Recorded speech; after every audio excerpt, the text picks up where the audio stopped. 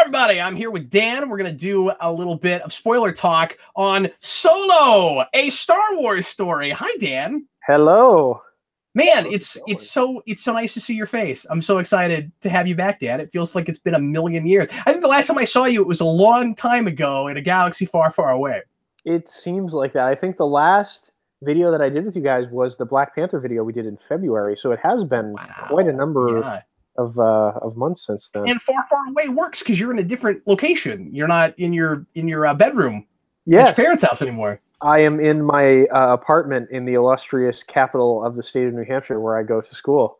And yeah, I showed Captain Logan my apartment a little bit earlier, and he saw the squalor nature of it. But it gets the job done. It's more spacious than I thought. Just looking at the window. Yeah, true. So Dan, how's law school going? It's very stressful and very time consuming, but I got through the first year with passing grades, so that's good. Good job, man. I'm really excited for you. Thank you. And it sucked not getting to hang out with you, but I totally understand that you have no time for anything. I know. But it's summer now. Dan is going to be back on the channel. Dan is going to do some stuff with me throughout the summer. We have some plans. We are the next thing we're going to do after this, in hopefully the next week, is the Spider-Man Homecoming commentary. So look forward to that, and I'm sure we'll do other commentaries and other kinds of things, maybe some comic reviews. But right now, we're going to talk about Solo.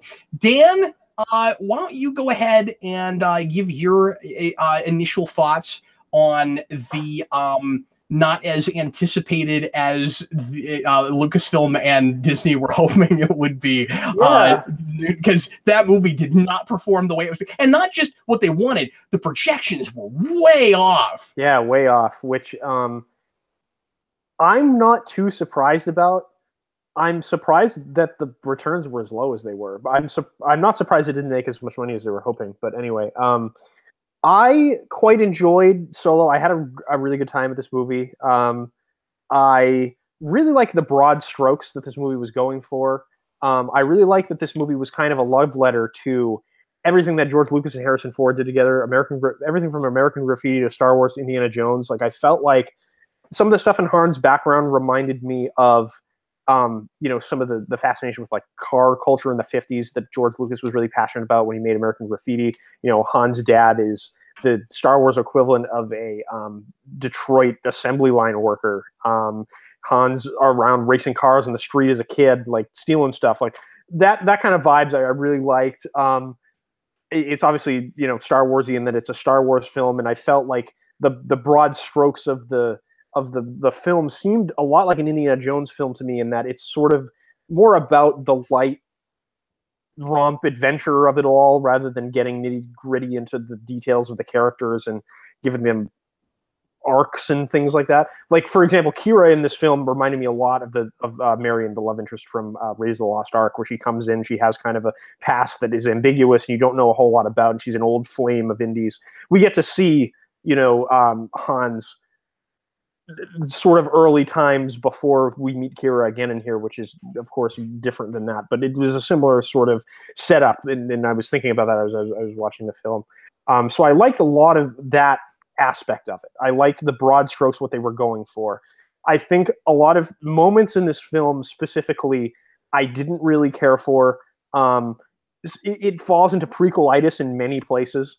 I feel like some of the references to Star Wars canon felt like they were spliced in to get fans more excited about the movie than they might have been if they were just watching it.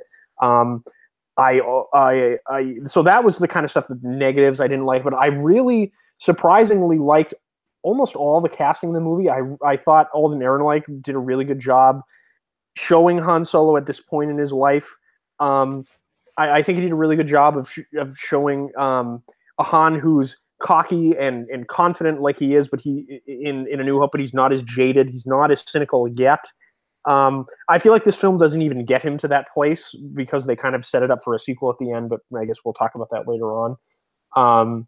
I liked Emilia Clarke and Woody Harrelson in the movie quite a bit.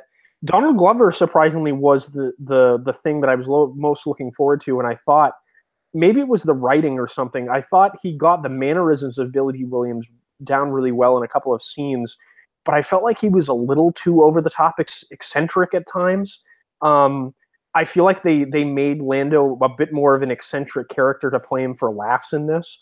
And there's a number of places where I think the comedy works, and sometimes it doesn't for me. But overall, I think I had a good time at Solo. It's not a perfect movie. It's not the best Star Wars movie that's been made, like the claims that were made about The Last Jedi when that came out. I don't think anybody's going to make those claims about the movie. I think it's a skippable movie. I think if you're not a giant Star Wars fan, you don't really need to have to see this. And perhaps that's why it's not making a lot of money. But yeah, I had a good enough time in it that I would recommend if you're a Star Wars fan going to see it. There may be some things that you have misgivings about, which you can talk about as we go through here. But I had a good enough time that I recommend Star Wars fans go see it. So Dan, I agree with a lot of that. I didn't like it as well as you did. I kind of expected to be really bored and not enjoy myself at all, because this is very much not for me.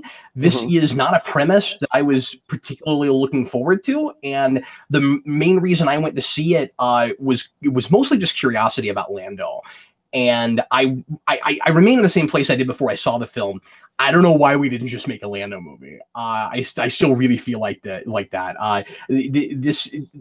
The last thing on Earth I really needed from Star Wars was a Han Solo origin film, a Star Wars story that includes Han Solo, that's about some other characters, or that is just a story about that character, but not an origin thing where it's like, here's everything you know about Han Solo boiled down into one story that takes place over like a couple of weeks besides the beginning.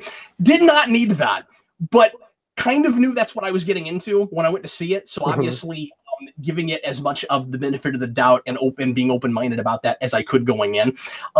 This is an incredible salvage job, or maybe salvage job isn't the right way to put it, because it's not the same thing as Justice League, but the fact that this movie still came out on time and looks as good and is paced as well as it is really, really impressive.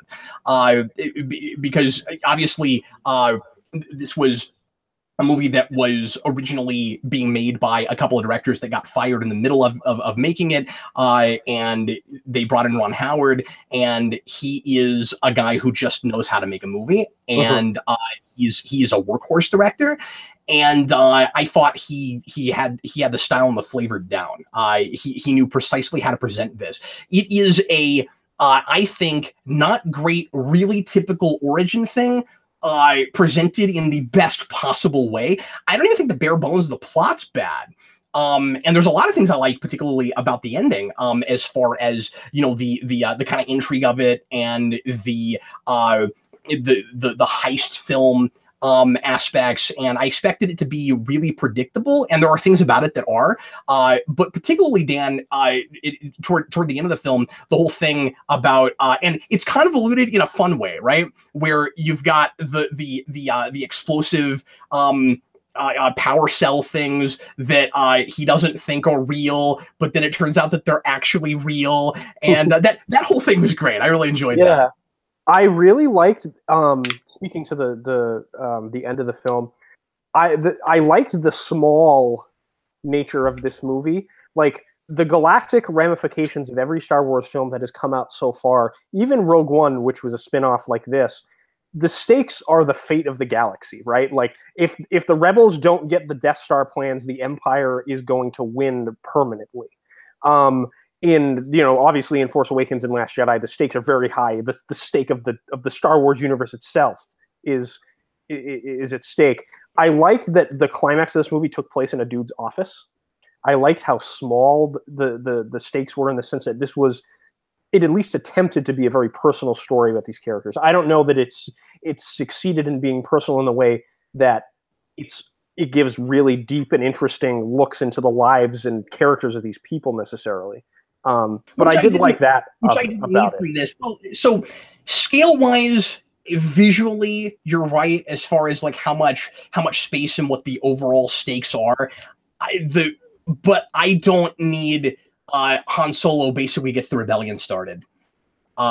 I had a real tough time with that, and the whole movie is filled with that kind of stuff. But we'll get to all of that. I'll just finish my best thing, worst thing kind of spiel. Sure. the obviously I loved the portrayal of Lando. I'm with you. It's not like I don't know if he's too eccentric. I think like a younger, more wet behind the ears Lando might be like that. I didn't really have that problem with it. I just felt like it was a little generic, weirdly, at least the way it's written. It's like we're latching on to every little thing that we know about these characters rather than giving us new insights. And like, you have to be careful with that because there's certain things that it would be weird to never bring up again. But you could give Lando new interests we didn't know about and things like that. We didn't spend a lot of time with him. Not everything would come up. Why does one of his big prevailing things have to be he has a lot of capes? I thought that was kind of dumb. Things like that. I didn't need that. But Donald Glover campaigned for this movie. He really wanted to be in this. You can tell how happy he is to be there. Spin him off, give him his own movie. And like I said, I wish that's what we had in the first place, because then you could much more easily. And I mean, I think you could with Han Solo too, but you wouldn't. I guess you wouldn't be tempted as much to just to make a movie that's like everything greatest hits of the character, everything we know about a character thrown into one movie and setting that character up. We don't know that much about Lando, so you would much more be forced to just tell a story, which is what I wish we'd done with this. I mean, obviously, you hit the head on the nail on the head, Dan, when you said prequelitis. I expected a lot of that from trailers because there's too many hints of big Han Solo things. Obviously you got to do Kessel Run. That's fine if it's like the only thing you're doing, but then we do everything else also. And then when you get to the end of the movie and he's going to Tatooine, and it's just like, I don't need everything I've ever known about. The only thing that I can think of that I know about Han Solo that's not in this movie is Maz. And I kind of expected her. I kind of figured our first, the first time he ever met Maz would be in this movie too. Oh, I'm really glad that thing wasn't in this movie. But I kind of expected that we would go there. But I was really surprised that like Jabba the Hutt and Boba Fett weren't in it too.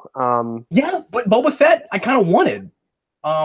It was weird that we got so many name drops, because like that I don't think is so much of a like big Han Solo thing. That you couldn't like include it in the movie. That seemed like a good place to do more more Boba Fett stuff. I thought it was kind of weird that we didn't do like that. The arch enemy of Han Solo, so I kind of expected him to at least have a cameo in the movie. Yeah, sure.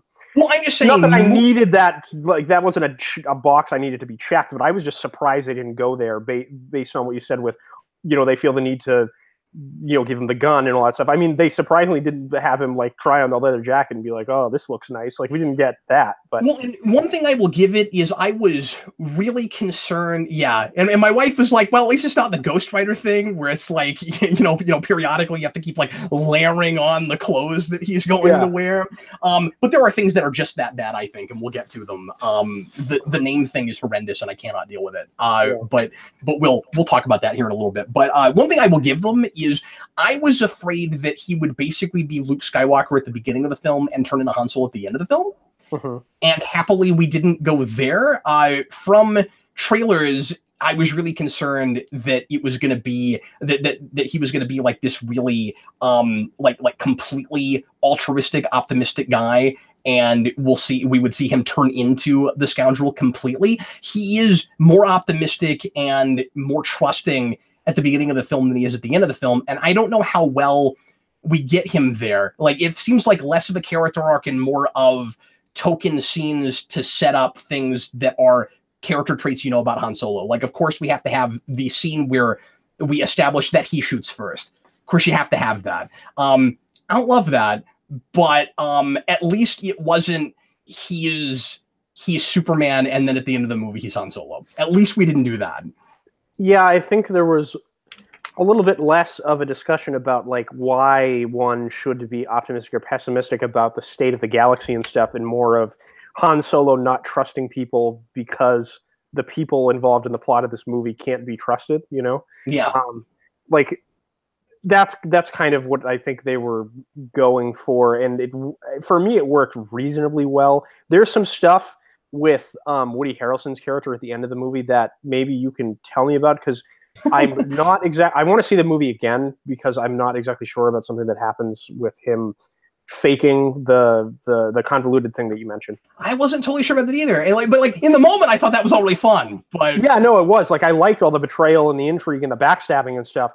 I don't know quadruple crossing. Yeah, I don't know that Woody Harrelson's impetus for initiating that double crossing in the first place made any sense. Like, I'm thinking to myself in the theater, like, okay, so he told Dryden Voss that this is fake fuel, so Han will get killed, and Beckett will presumably still owe Dryden Voss a lot of money, and this fuel will presumably get thrown away, and it's worth a lot of money because everyone thinks it's fake. So Dryden's at the same point, or Beckett is at the same place he was before he initiated this betrayal. I just don't understand. Yeah, that's a good point. I just don't understand what his motivation was in that regard. At first, I thought the idea was that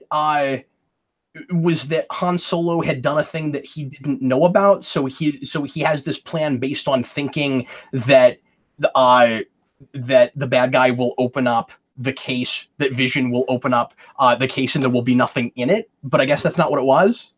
I'm not exactly sure off the top of my head. I want to see the film again to make sure whether or not that plot stuff made a ton of sense.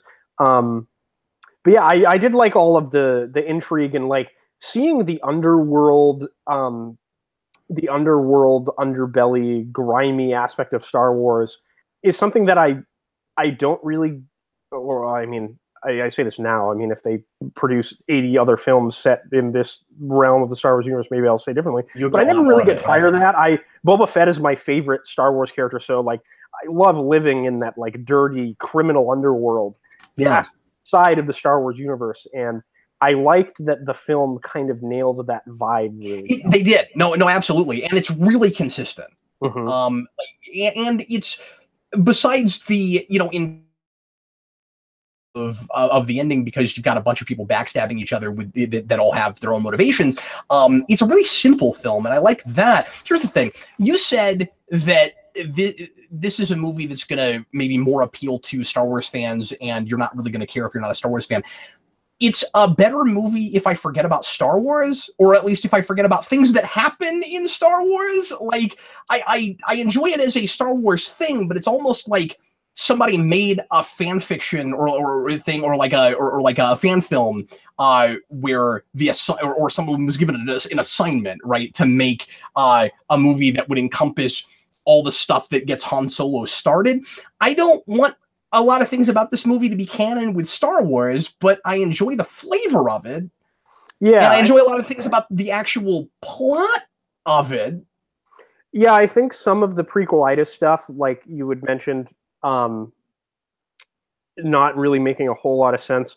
I mean, the whole Kessel Run thing, I get that the idea was, okay, let's solve the problem that George Lucas didn't know, that a parsec is a measure of distance, right, rather than a measure of speed. You didn't think that worked? I thought that one was okay, actually. I think it falls apart completely if you think about it for 5 minutes. Go ahead. So, because I have not. In A New Hope, Han Solo is talking about the speed of the ship. He's like, someone's, they're sitting in the cantina, and Han Solo's like, a fast ship. Haven't you heard about the Millennium Falcon? It made the Kessel Run in less than 12 parsecs. I've outrun Imperial starships, the big Corellian ones. He's not talking, like, if you're going to talk about the measure of distance you'll be able to get through a path that's not able to be piloted by anyone, he's not talking about the speed of the ship in that scene. He'd be talking about his skills as a pilot. He'd be selling himself. Oh, I made the Kessel Run in less than 12 parsecs. Yeah. I guess you can say, oh, they wouldn't have been able to do it on any ship because they had to put L3's brain into the ship, and she was the only one that had the hyperspace charts to be able to get through it. Yeah. I guess technically that kind of works, but I don't think it meshes as well as they think it meshes. But I don't know. That's just me. No, that's fair. No, I'm totally with you on that. I just there's no way to make it a distance thing, and it makes sense with that scene.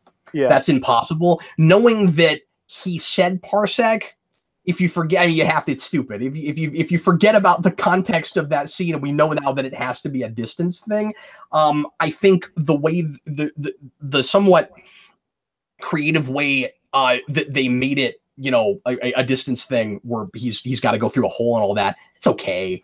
Yeah, like in watching the film, I was really into that action scene. I thought it was very thrilling and entertaining. It reminded me a lot of some of the EU video games and books I've read where it's just like they're just barely hanging on, like trying to get the ship to even start and stuff like that. Like I really liked that aspect of it quite a lot.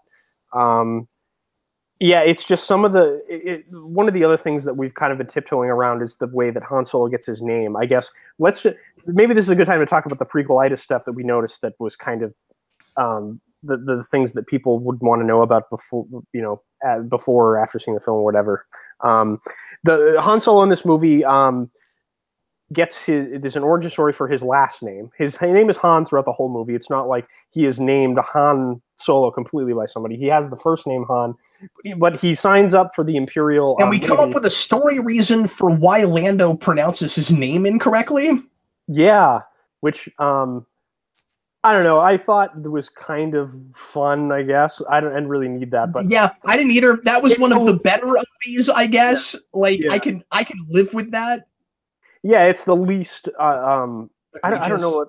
I don't want to say offensive, or I think egregious is even too strong a word, I guess, because I wasn't like watching this movie and be like clutching my pearls, like how dare you, you know, like.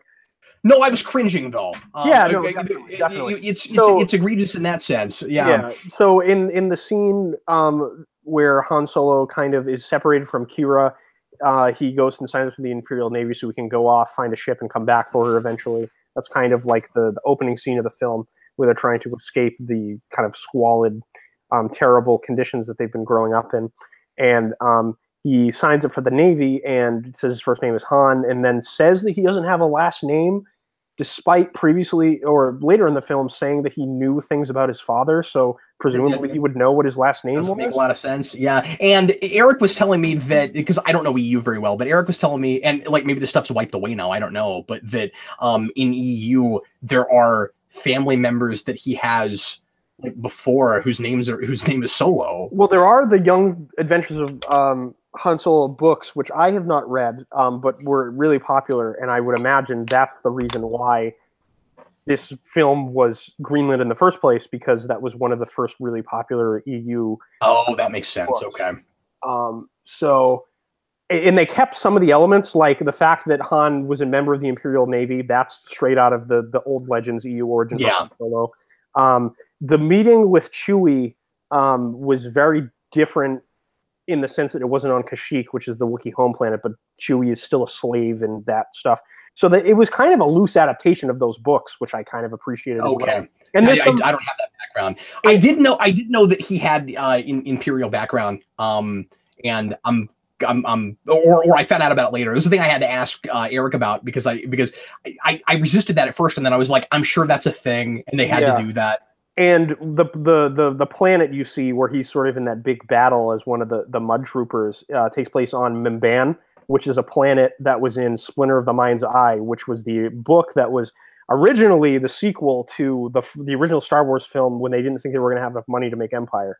Oh, interesting. Okay. So there's a lot of like deep pull EU references. Well, and I was going to say real quick because I know you're trying to set up the name thing, but this was a broader point I wanted to make earlier, which is one of the things I really like about this movie is that it does feel like such an EU thing, and that was the thing that I praised Rogue One about really hard, where things that you never thought you'd get to see in a Star Wars movie, and some of it is fan servicey, but it's neat that they go to those kinds of pulls and they allow it tonally not to squarely just feel like an original trilogy movie. And so you were talking about that planet that came from Splinter of the Mind's Eye. You've also got in Rogue One the lava castle. So from you go into those kinds of parts of the Empire script. Yeah, it's a lot like that. So I did appreciate some of those pulls, but like, I mean, there was references to like Bosk and Aura Singh, and of course Darth Maul. The Aura Singh thing was cool. She has always been my favorite bounty hunter. I wish we would make a bounty hunter movie set earlier. She's big in Clone Wars. She's like Boba Fett's surrogate mother in that show. She's pretty cool. Yeah. I need to go back and watch some of that so that I can see her. But I've always liked her design anyway. It's not like I know a lot about her or anything, but like we got the Bosk mention in like the first 10 minutes, and I was like expecting more bounty hunters. Yeah, I was expecting more bounty hunter stuff as well. I was kind of, I mean, there are a lot of references in this that I feel like, especially the one with Bosk, it seems like they kind of just inserted in the editing, or like after Ron Howard took over, and especially like the Darth Maul thing. Like you could have shot those scenes with Kira and she didn't even know who she was talking to. You know, she just says like, "Hi, I did the job," and then okay, I'll see you there. And that whole thing is hilarious. We'll get there. Yeah. But anyway, back to the name thing. Set that up. Yeah. I don't really like that. Solo was just kind of his name is like a punny thing that an Imperial officer makes up. Oh, I don't just not like it. I detest it. That's one of the big things I was afraid they would do in this movie. Yeah, and they do it in the first 5 minutes. And I'm not kidding, Dan. Some people will think I'm nitpicking. Some folks won't understand why this is such a big deal to me. I cannot stand that kind of prequelitis stuff. Dan, I wanted to get up and walk out when they did that. I could not handle that. I cannot have that. And then not too far after that, when he meets Chewbacca and says that Chewbacca's name is too long, he's not going to keep saying he has to have a nickname. We do not need an origin for you calling him Chewie. Don't do that. Yeah, I mean that's something incredibly unnecessary, and the movie is a lot better without it. There are certain integrated plot things that are way too Han Solo has to be really important because he's Han Solo, which is why I really hate that he gives the beginnings of the rebellion the power cells at the end. Like I said, I really hate that. But those more minor things would have been really easy to get rid of. And I hate that they're there. Yeah, Solo has. Why do we have to literalize everything, Dan? Solo is obviously, as a fictitious name you give someone, supposed to, for the audience, tell us something about the or define the character, right? Like he's a loner. His name is Solo, but he actually has a heart of gold, and he's not really a loner. And it's and so it's cool because it's kind of ironic. First 5 minutes of your Han Solo origin movie. That I'm already annoyed that you're making a Han Solo origin movie. You have a guy who comes out and spells that out for the audience and is the reason he's named that. Ooh, it's cringeworthy. It is the Ghostbusters like spray painting the logo on the wall bad.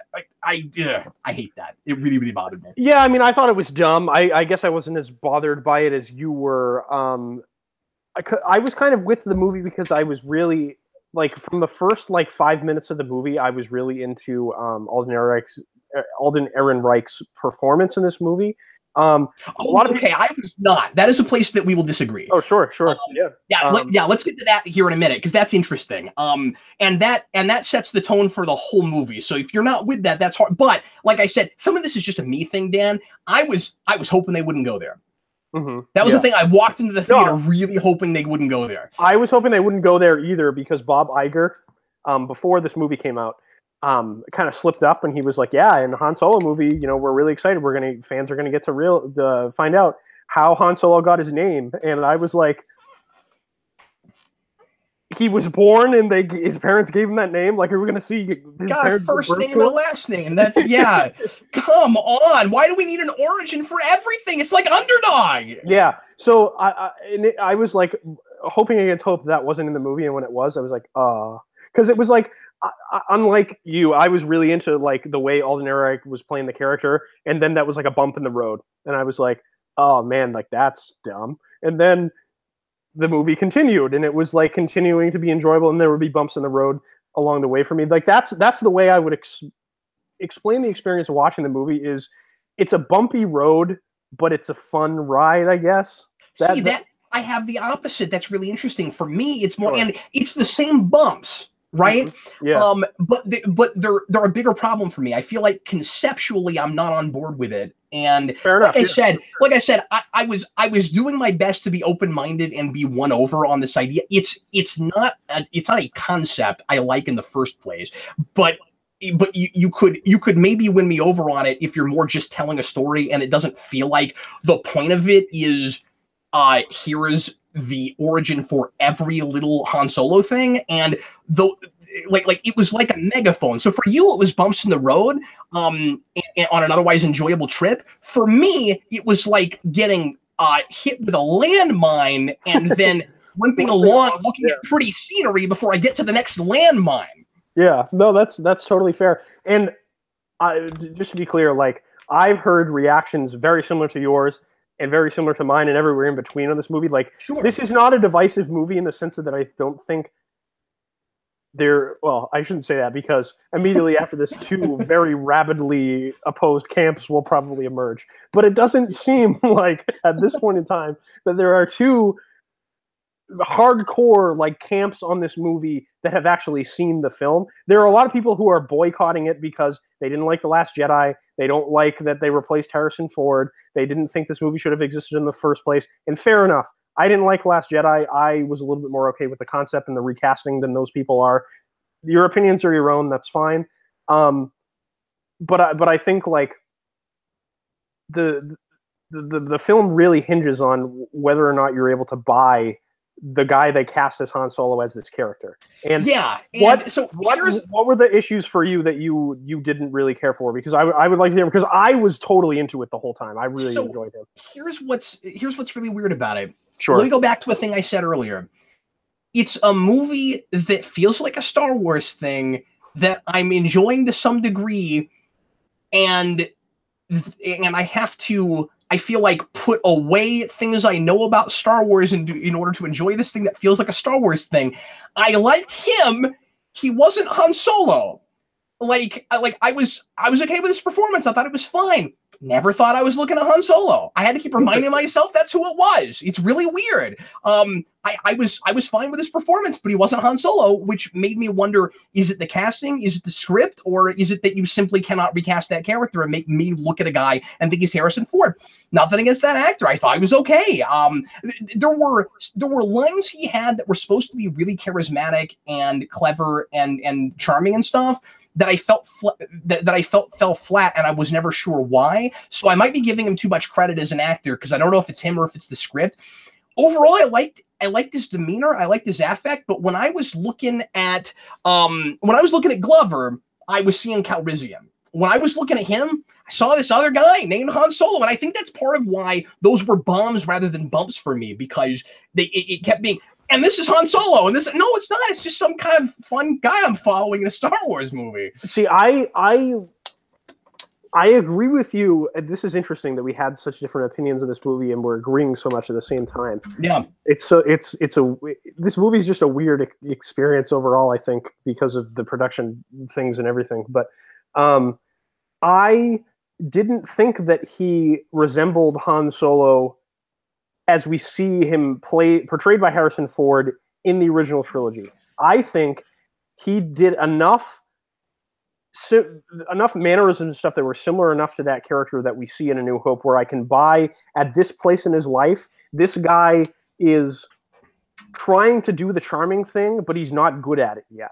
Sure. Like, he's a little bit more optimistic and not as cynical about everything, so he's just trying stuff. Like, one of my favorite moments in the film is when Enfys Nest kind of confronts them at the very end of the film, and Han Solo sort of steps forward and he's like, you know what's on that freighter over there? 30 hired guns. All I have to do is give the signal and you're surrounded. And then Lando flies off and he steps back. He's like, yeah, just do your thing. Like, I thought that was a really great, like, that's something Han Solo would do in the future, and he may not succeed at it, but he would at least play it off a little bit better. He wouldn't be as awkward about it. But I liked that he's this awkward at this point in his life. You know what I mean? Can I ask you a question? How far before A New Hope is this movie?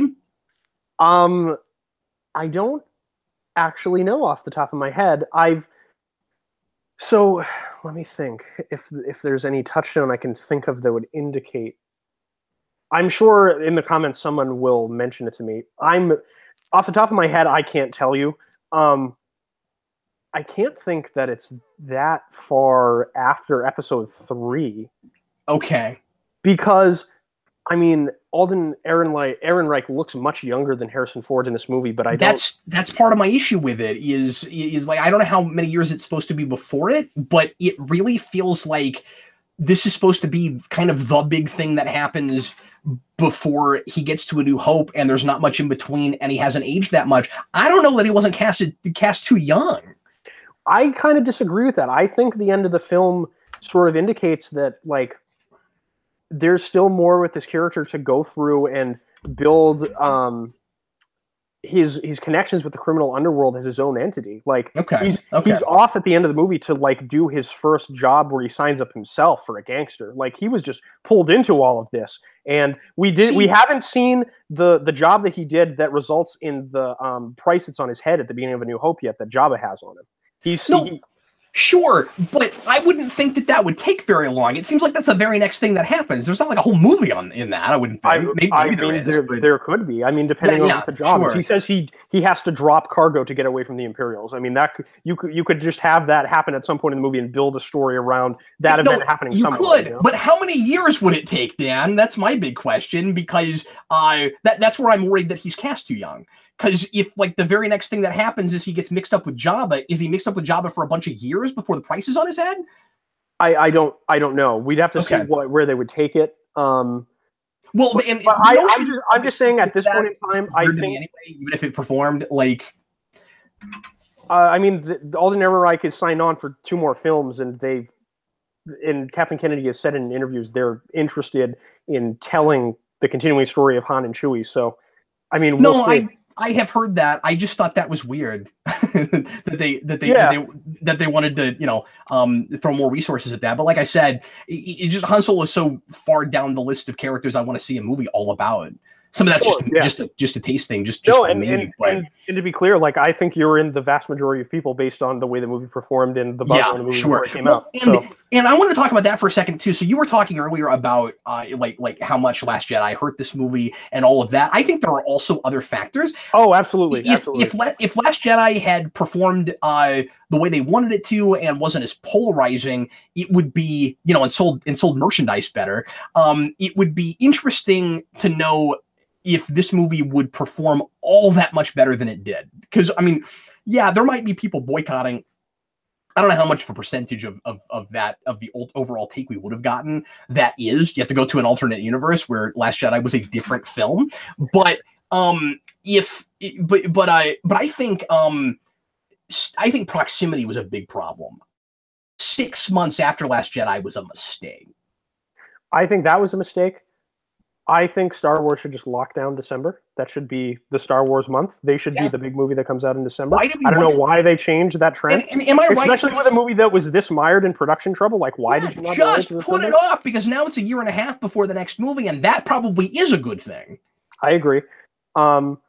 I also think that one of the, there's all the stuff about Harrison Ford being recast, the production stuff. Which, by the way, for a second, can I just say that I don't understand why people are complaining. I mean, like for me, I didn't really need this movie just because that doesn't seem interesting to me. Like I've never had the thought, gee, I wonder how Han Solo got to where he is in a new. I've never had that thought. I have had the thought, I'd love to know more about the bounty hunters. I've had that thought. I've never wondered how Han Solo got to where he is. But the idea that on principle, if you're gonna do that, you can't recast, like, that's the problem. That's very strange. I don't understand that. Yeah, I mean, I agree. Of course, the original Star Wars films are some of my favorite films of all time. I'm not convinced you can, and I'll buy it is him. Yeah. But on principle, I don't know.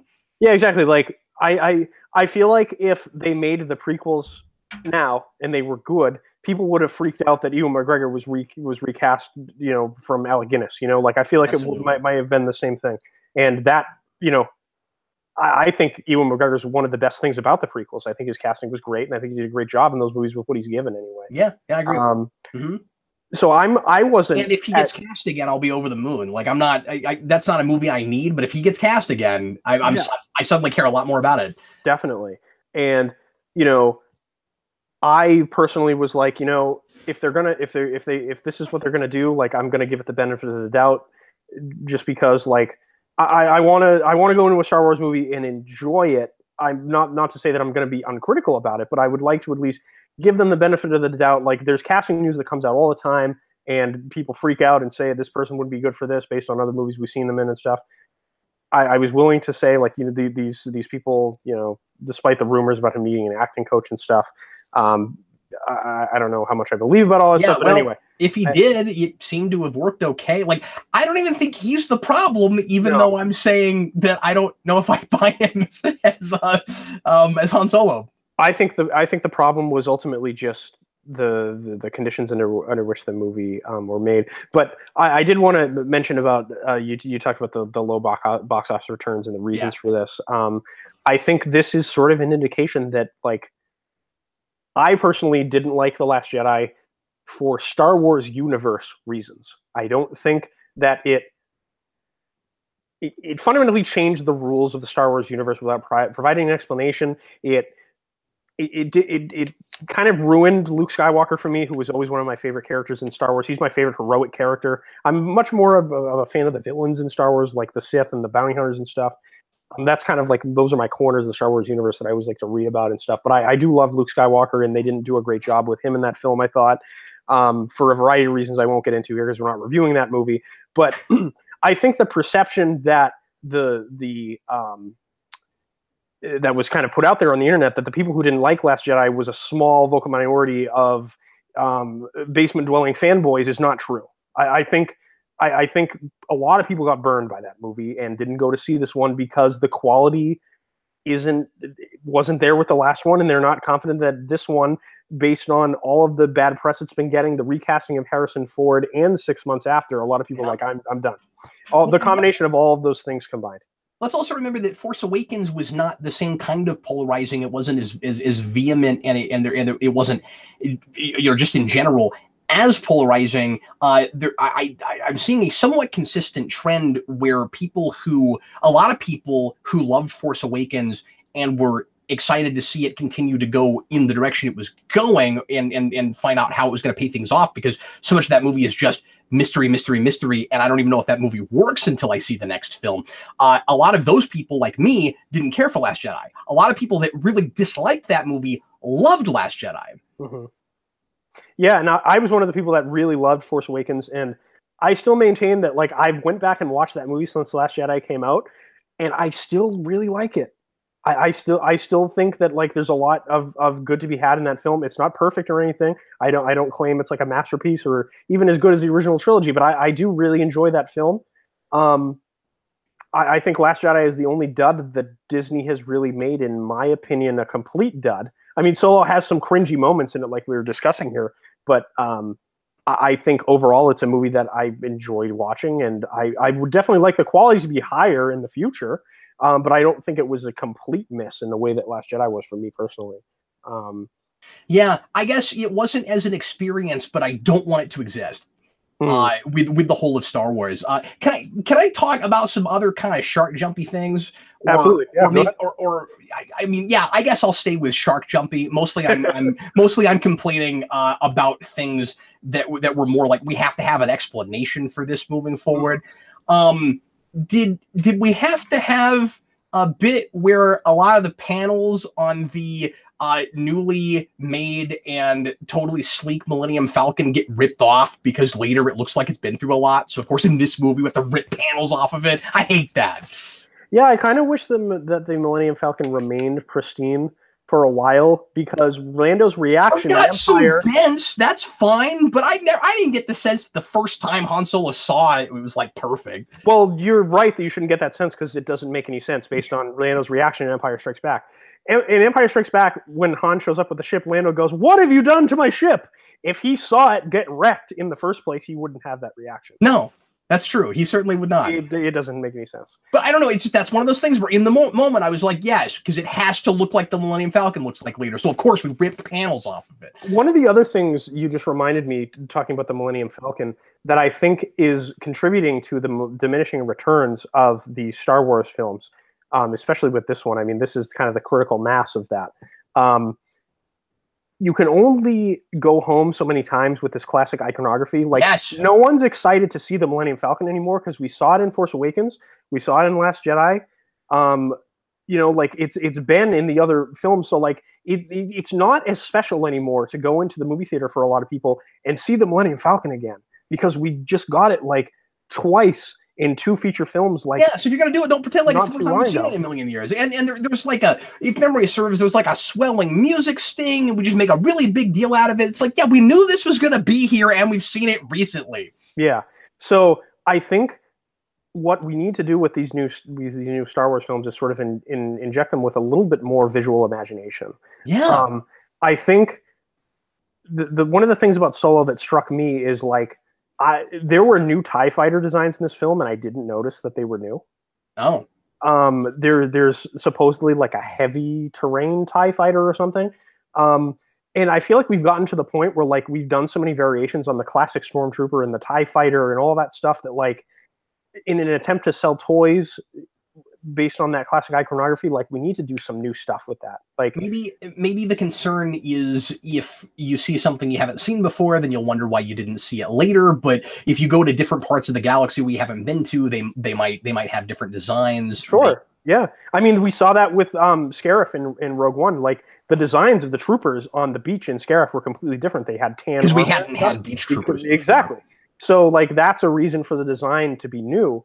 But retroactively, like, looking at the prequels, like, say what you want about them, like, even if you don't feel like the designs looked like they would exist in the Star Wars universe, because I've heard people say that. I don't necessarily agree with that 100%. I don't either. But at the very least, like, there was a lot of visual imagination in those movies in the design of a lot of the worlds, the ships, the armor, the guns. Like, they all looked like things that would exist in the Star Wars universe. Dude, but, like, when it came out of what we see later, and they're different. The reason we were all duped into thinking that Phantom Menace was a great movie is because it had a totally distinct, brand new atmosphere it won us all over. Mm-hmm. And I love what Phantom Menace feels like. Yeah. And I think that we're sort of we've outworn the welcome of the original trilogy aesthetic. Like, I was really excited to see things that look like Stormtroopers and TIE fighters and stuff in Force Awakens and in Rogue One, because with Force Awakens, we hadn't seen it in a long time. And in Rogue One, it was the actual aesthetic in a modern film, which is really cool to see. Because, like, we hadn't seen the original Stormtrooper and TIE fighter and all that stuff, the Imperial classic designs in a modern Star Wars film. Like, that was cool to see. But, like, it's just not as special anymore, and I feel like we need to move on. Like I'm with you. Like, I don't think we necessarily needed the Han Solo movie. It wouldn't have been the first on my list. I was a little bit more on board with it conceptually than you were, but I think there is something to the point you made with that, because I think we need to start expanding outside of the characters who were involved in those original films. Yeah, we need to tell stories about different characters in different eras and time periods in this universe to make it feel expansive, like the Marvel universe is. I'm not with you. I don't think the issue with this is that we needed a bunch of new, like, cool designs for things. I think we shouldn't have made as big of a deal out of it like it was the first time we've seen it in a long time. And I don't like the prequels. I got to Darth Maul and weirdly found myself wishing I was watching a movie set in that period, just because I haven't seen that in a long time, and it would be cool to see a story as competently as told as this in that period, because I don't love this movie, but I know what's happening in it. It's not a prequel movie. It's coherent. I know what's going on. Yeah. That's exciting. I get it's sad that that's where my standards are. Speaking of standards, I also want to mention, I want to check myself, because I worry about movies I don't like making the next thing in a franchise that's not good relatively so much better that in my head it's better than it really is. If I loved Last Jedi, if that was a different movie, I don't know that I would have enjoyed this as much as I did. Like, it's I don't want to compare them. They're very different things. But the last Star Wars thing I saw, I didn't like. It's a lot like Defenders right after Iron Fist. Like, Iron Fist is terrible. If that show had never gotten made, Defenders is one of the worst things Netflix has ever put out. Well, and that's my thing with Defenders. Like, I didn't watch Iron Fist. But you haven't seen Iron Fist. This is terrible. And then I talk to you, and you're like, well, you haven't seen nothing yet. Did you watch all of Iron Fist season 1? So I don't know if I'm right about that, but I just want to check myself, because I might be being easier on this movie than I would have if it weren't for Last Jedi. I think You know, that's entirely possible, especially, you know, that I'm more positive about it than you are. I'm willing to say, like, maybe that's entirely what's happening to me, but I did latch on to enough in the film after I thought about it, because I am sure you've had this experience too, where you go into a film and you enjoy the ride and you come out and you think about it and you're like, wow, like the pieces of the ride I just went on don't click together and don't make a lot of sense. And I don't think that movie deserves for me to have enjoyed it as much as I did. With this film, there was enough where I thought about it, where I was like, there's just enough in this movie for me to say, okay, you know, despite the naming thing and some of the other things we mentioned, I did enjoy this adventure overall because of the performances, the exciting nature of it, the backstabbing, and the realization of the underworld corner of the Star Wars universe. Like, maybe that's not enough for some people, and that's entirely fine. But I mean, I'm wearing a Solo t-shirt here. My bias is clear. I love Star Wars, so that was enough for me to have a good time at the movie. I'm not saying it's perfect or that it's like I'm not raving about it in any aspect. I did want to see the film again after I saw it the first time, so I liked it enough to maybe go to see it a second time. But you know. Yeah, and I won't say that. I don't have no, that. and I didn't think you would. Which is I would totally maybe watch it again on video with my kids. They had a good time with it. I think it's really good. I think it's a really fun movie for kids. It goes back to that again with Star Wars, which I really appreciate. Like, it's got that spirit of adventure. I really like that. But I want to, for a minute, because I had a couple other things I wanted to bring up as far as things that the movie is just hammering too hard with Han Solo origin stuff. I don't need someone to come out and have a whole speech to Han Solo about how he's not really a scoundrel, he's really the good guy. I resist that a lot, that anybody has ever said that to him. That is the whole point of that character, and not a thing he seems to have realized later. I really don't like that somebody said that to him. So blatant. Let's not put everything in our face like that. It's about this character. It's like we wrote a paper about Han Solo before we made a movie about Han Solo. I had reservations about that, like you did. And again, I think I hate to say this about, Star Wars, because I was so let down by the things they paid off in from Force Awakens and Last Jedi, but I think we need to know more about what Kira's relationship with Han is, and like how deep and intimate that relationship is, other than the few scenes we get with them at the beginning. I could kind of see her having that conversation with him if their relationship is as deep as it seems like Han cares about her. I feel like that character is the one that is prime for sequel material, not just because of the Darth Maul thing, but because her background is so ambiguous. And I feel like, and I would like to know more about. I liked her performance a lot. I did not call that she was going to be the kind of backstabby character. I guess I sort of should have. I like how much in the performance she seems to have grown up between the past and him finding her again. Now, tell me if I'm wrong about this. Did she secretly mean to go find him, or do they just run into each other? Because that's really convenient. I think they just run into each other on the. That's awful. Yeah, potentially. I mean, I don't know what. I don't remember what the intent was. I mean, maybe she was. But if she went there on purpose, it's fine. She was working for Dryden Voss, like she was his lieutenant. That's why she was on the yacht. Yeah, but then that just means that Han Solo happened to be where she was, and that's just way too easy in the galaxy, right? Like, well, if he got deployed by the Imperial Navy, and these criminals are working in that part of the galaxy, and there's a criminal gangster that runs that part of the galaxy, I could see them running into each other if they're both in the same line of work again. Yeah, maybe so. Maybe that's all right. It's on a first viewing. I wasn't sure I bought it. But like I said, I was asking a question. I wasn't sure. Yeah, no, absolutely.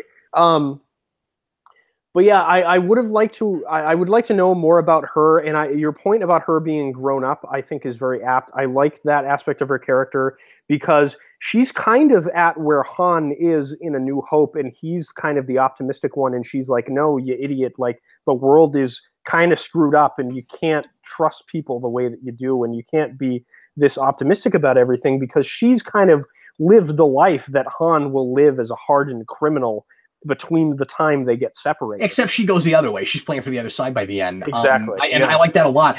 But you said she would be a really interesting character to explore later. I agree with that. At the same time, I think the end would have been a lot more impactful. I don't want to rewrite the story, but I had this thought watching it. I thought the end of the film would be a lot more impactful if she was the one he had to shoot. Yeah. Kind of wish we'd gone there. I think so too. And I would have maybe been a little bit more won over on this is the reason that he is a little bit darker and more cynical moving on. If this opens with these two are going to run off together and it ends with he's got to shoot her down because she's playing for the wrong side and he thought he could trust her and he couldn't trust her. I think that's way more interesting than shooting Beckett. And again, like I don't want to make excuses for this movie because it's probably not going to get a sequel anyway, but like I think it would be really interesting if he does have that confrontation with her, because we know by the time we get to A New Hope, he's not involved with her at all. Something had to have happened to her. Like maybe that could happen in a future story with these versions of these characters somewhere. That's a good point. Yeah. I mean, who knows? But even for the story they're telling, the way that would bookend could have been really impactful. I agree. That would have been the place to do it. Speaking of Beckett, this is a minor thing. I think it's funny. You may not agree with this. I just want to complain about it because it makes me laugh. Tobias Beckett is not a Star Wars name. That's just a regular person name that they gave that guy, and I think that's really funny. Yeah, I mean, I didn't you think go outside right now and meet a man named Tobias Beckett. One of the things about Beckett that I thought was kind of weird and fan servicey in this movie that didn't make a lot of sense was the fact that the skiff guard from Jabba's palace outfit that Lando wears in Return of the Jedi is apparently just on the ship the whole time. Yeah, I wondered about that. I thought, I mean, there's no origin story for this before this movie because who would care? But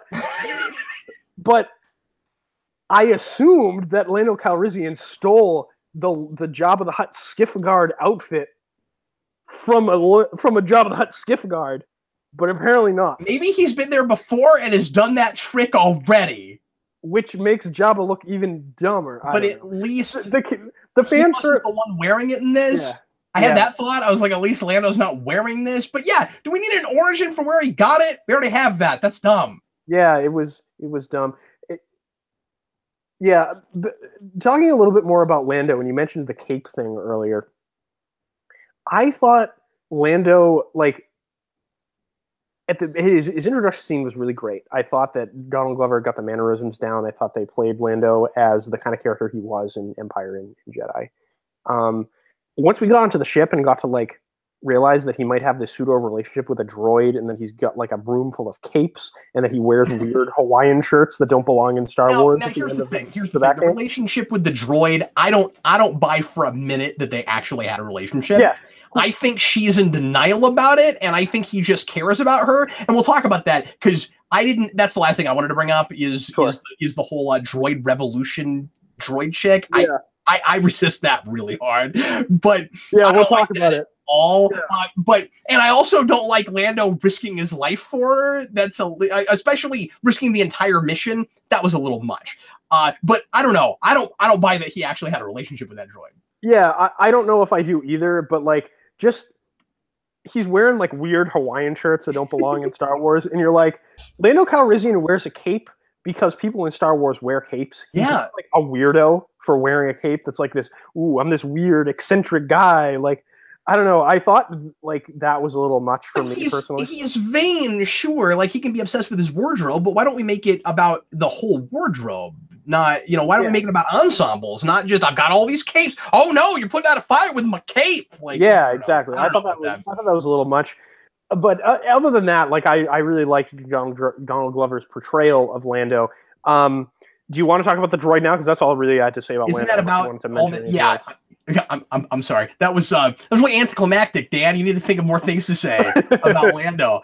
I mean, what else is there to say? Like, he's great. I mean, Donald Glover's just the most talented person in the world. I wish I had. He can do anything. Exactly. We all wish we had 2% of his ability. Exactly. Yeah. So I mean, he's just great at everything he tries to do, and I feel like he was great at this too. No, I'm done with Donald Glover. I'm so sick of him. He can do everything. And, yeah. I'm so sick of that. No.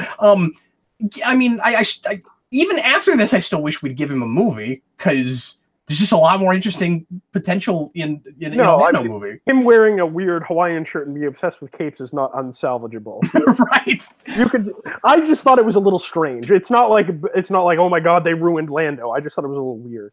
So the deal with the droid, besides the fact that she's obnoxious, is that if at some point you were finally going to tackle the Asimovian question about whether or not droids are sentient beings and really have souls and feelings of their own, or whether it's just programmed, if you're going to go full tilt into the science fiction direction, whether or not you like the idea of ever doing that in Star Wars, this is not the place. Okay. The Han Solo movie is where we're doing that? Okay. Yeah, I mean, what a weird choice. It's just a weird place to do that. I don't know why. And like, what is special about that droid? Like, how did she get like that? I mean, there have always been things about Star Wars where droids are treated like second-class citizens. Right. Like in the cantina in A New Hope, Luke tries to bring C-3PO and R2 into the cantina with him, and the guy points at them like they're, African Americans from like the Jim Crow days. Like, we don't serve their kind here. Get them out. But we've always been ambiguous about it. Right.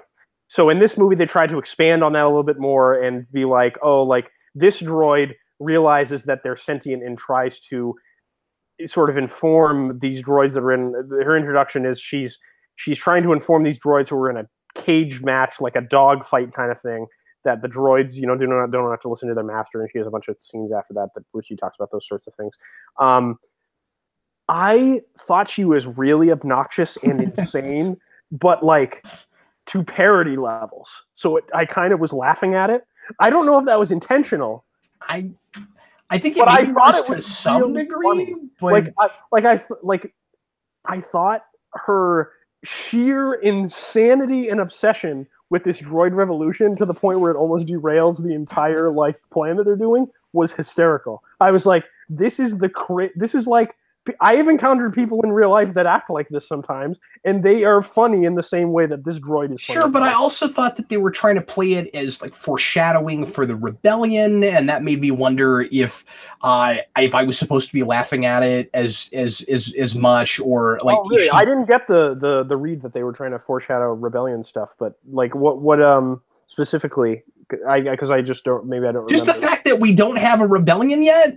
And that we get that at the end of the movie, and no one's talking about freedom, and you have a main character in Han Solo who, basic concept wants freedom, but is just kind of living in the galaxy as it is with the Empire, and it never occurs to him to try to go up against it. But he is riding around after he gets with Lando with this droid that's all about like revolution and trying to fix the position you're in. I think they're totally trying to foreshadow the rebellion with that. Okay.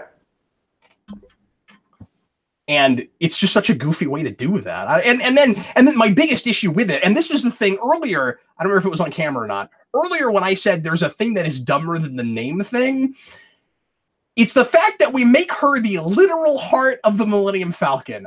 That is preposterous. I can't believe we did that. Yeah, I mean, the nature of ships in Star Wars is kind of weird, because like there are scenes in the original trilogy where C-3PO says he's like talking to the ship.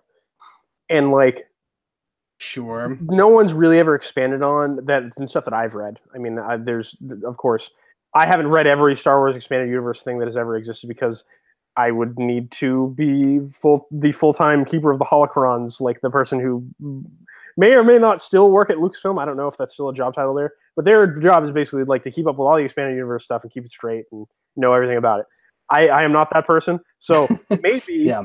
maybe there is some place where they expand upon what that means, and it's probably wiped out of canon, even if it exists. But like, there is precedent in the original movies for the ship having some sort of intelligence on its own. So, I mean, whether I agree with you that maybe this isn't the droid you would have wanted to be the source of that intelligence because she's obnoxious and crazy. But you know, there's that as well. Yeah, that seemed really hokey and really prequely, and it just seemed like the main agenda of this movie was giving me answers to questions I never asked. Yeah, a lot of people have said that the movie feels like answers to questions they didn't have. Yeah, I never asked that question. I don't care. Well, that's all I have, Dan. Any final thoughts? Anything else you didn't get a chance to talk about that you want to mention? Paul Bettany's great. Yeah, Paul Bettany's great. It was cool to see him play a villain because I am familiar with him obviously from the Marvel films, and I feel like, I mean, I've seen A Beautiful Mind, and he's in that. I forgot he was in that. Yeah. I wonder if that's why he's in this movie. Probably was he an ad? Well, yeah, because Ron Howard directed that movie, and the story is that he called up Ron Howard when he got the job to direct this movie after Lord and Miller were kicked out, and he said, I've always wondered why I've never been in a Star Wars movie, and Ron Howard was like, hold on. We'll find a place. That's why that happened. That's awesome. Okay. So that's why why he got the role, because originally it was a different actor entirely, and supposedly the role of the mob boss in this was a completely different character. Like, he was written differently. Oh, interesting. There was so much improv in the Lord and Miller cut of the film, supposedly, so that like they weren't filming the Kasdan's script verbatim, and I guess the character that the other actor portrayed was vastly different based on the direction that I like him a lot. In Star Wars, we have a lot of alien mob bosses, and we haven't seen a whole lot of human ones, so it's kind of... Well, he's not a human. I know he's not, but humanoid. I did appreciate that there was an actor there, and it wasn't just alien speak the whole time. Yeah, and to be fair, like, he is basically a human that when he gets angry, red lines appear on his face. Yeah. I'm just saying he's humanoid. He's not, and he's speaking English. He's not speaking that language. Yeah. I'm trying to think of what else I did. Oh, we didn't talk enough about the Darth Maul thing. We should bring that up. Yeah. So can I tell you why that's hilarious? Why is it hilarious? Well, here's why it's hilarious, Dan.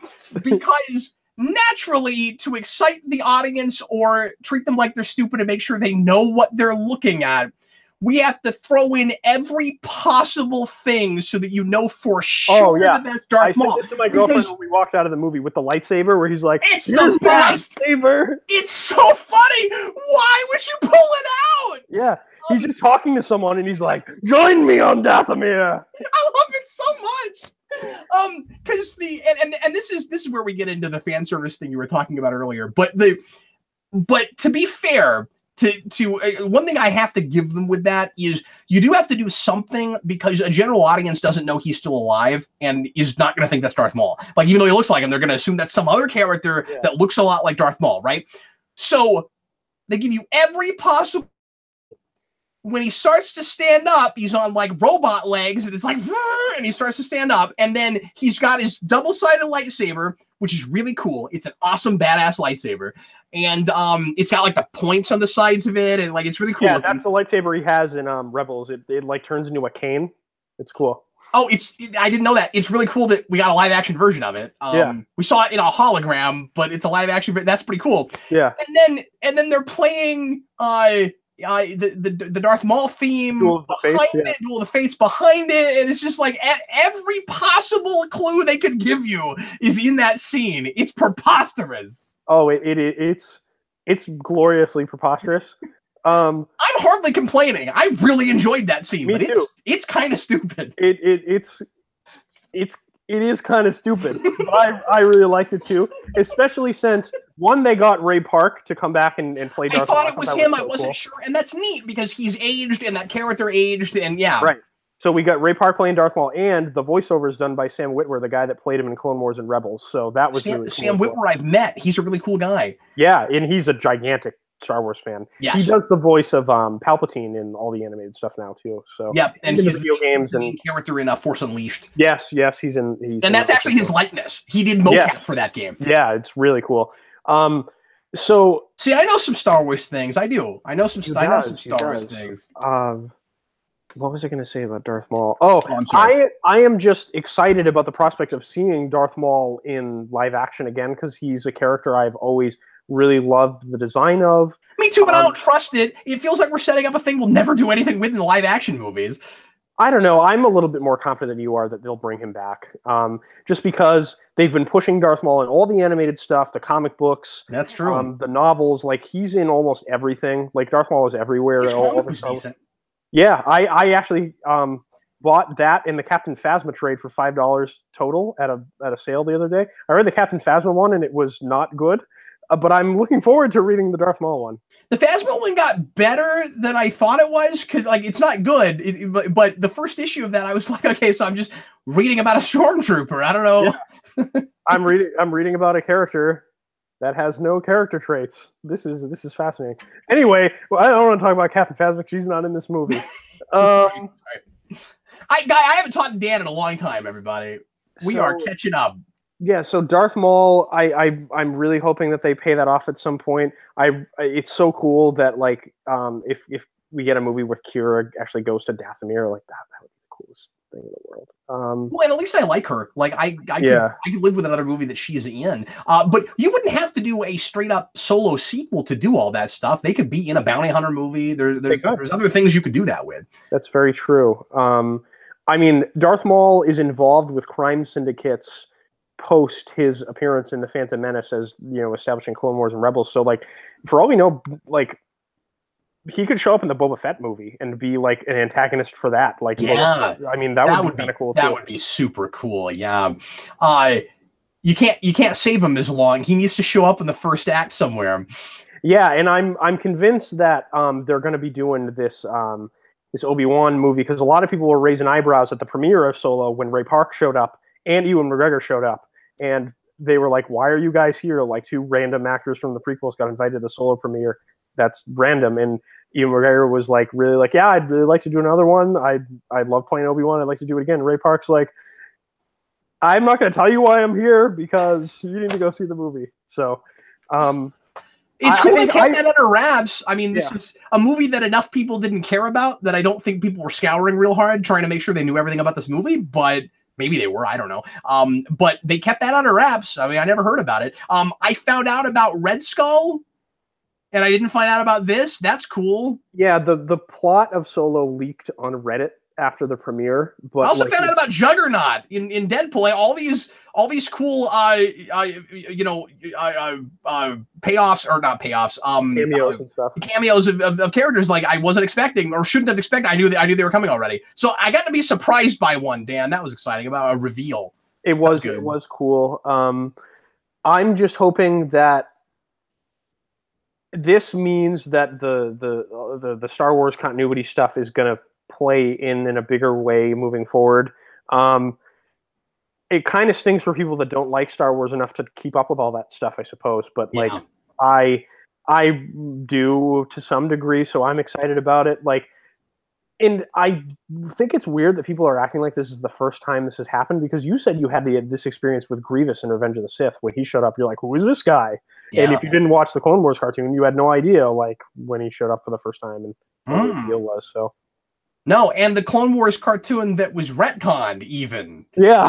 Because that was the thing that set it up, and it doesn't even count anymore. Yeah, that's true. And I like both of those. By the way, Eric and I are reviewing that on the next Omnibus, so everybody look forward to that. It's pretty cool. It's wonderful. Yeah, it's great. Now, I haven't watched it in a long time. I haven't watched it again in preparation yet, but I remember loving it. It has one of my favorite lightsaber duels in it. The one between Anakin and Zaj Ventress in that show is really good. And the animation's really cool. Oh yeah, it's the it's Tartakovsky. Yeah, the Samurai Jack dude. He's great. But yeah, I'm trying to think if there's anything else we didn't discuss. We didn't really talk about Chewbacca at all, and he's like that's true. The secondary main character, the main character of this movie. Is I like how they meet. I think that's fine. I liked how they met. I liked the sort of dynamic and relationship they had going through the whole movie. I thought a lot of the dialogue they had seemed like a lot of classic Han and Chewie lines. Like, I was on board with all that stuff. I thought it was great. How did you feel, though, about Han Solo doing Wookiee speak? I wasn't sure about that. So, in that scene like when he first like sees Chewbacca and stuff, like I could maybe buy him like speaking Wookiee because he doesn't know Chewbacca understands Basic or whatever. I don't know how Han Solo learned how to speak Wookiee if he's never been off Corellia before. Oh yeah, that doesn't really make much and it seems like he just knows it because we know that he understands everything Chewie says, and he has to keep understanding it throughout the movie because again, it's everything you know about Han Solo in like a couple of weeks, so it's not like there's any place in the movie where he could sit down and learn it. Yeah, I mean, I guess, we're like, you know, throwing darts at a board here. Maybe because the Wookiees are so widely enslaved by the Empire, there's some on Corellia that he would have learned the language of or something. I don't know. I thought the scene was very funny and charming, but like if you think about it for even 2 seconds, you're like, I don't know if Han Solo would even know how to do that. So, yeah, because then I just kept wondering, well, then how come he doesn't keep speaking it? Yeah. I thought the guy who played Chewie in this really came into his own in the sense that he actually got some stuff to do. I feel like he's a background character that's played for laughs in Last Jedi with the porg eating thing. And then in Force Awakens, he doesn't really do much either. So I really appreciate that we gave Chewbacca a lot of half the time in Force Awakens is the original actor, too. Yeah. He was passing the torch. Mayhew's in that. Yeah, so I appreciate that we give a lot of screen time to Chewbacca and sort of flesh. I mean, I already knew the stuff about him being a slave, but for people that didn't know, I didn't know that. That's for fine. People that didn't know anything about that was cool stuff. So as soon as we had any clues that Chewie might have a family he was trying to get back to, of course, the first thing I thought of was the Christmas special. I just could not help it. Yeah, and I thought it was interesting that we never reunited him with his family later, or I couldn't tell because I wasn't sure who that was, or so am I forgetting? It's weird because he just saves a bunch of Wookiees, and like I don't think they're his family because these other Wookiees have like shaved faces, so they look like apes. Yeah, did you notice that? I thought they didn't look like Wookiees. I was like, this is weird. They have like ape faces. I don't know. Maybe it's just in vogue right then. Yeah. Or maybe I'm forgetting now. Did they also have like slave masters? Maybe the slave masters made them shave their faces for some reason. Oh yeah, they were enslaved like on the the spice mines of Kessel where they. Yeah, that's right. I'm remembering that now. Yeah.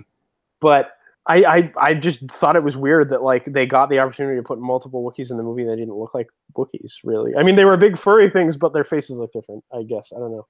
It doesn't break the film or anything. I just thought it was kind of weird. I don't know why they did that. Yeah. Okay, well, that's I think going to be it for us today. I think so. Yeah. Dan, unless you have any other final thoughts, we've been at this a while. I think we have beaten a dead Wookiee. Yes, I think so. Interesting discussion though, because we agreed about almost everything, but just enjoyed the films to varying degree. The films to varying degrees. It's mostly taste stuff. There's not anything I thought was dumb that you didn't also think was dumb. Yeah. And there's not very much that you thought was cool that I didn't also think was cool. Yeah, so I would say like. But I'm not going to wear a Solo t-shirt. Yeah. Really strange. I would say if for Star Wars fans, like go in and see it and form your own opinion about it. I wouldn't let anyone else,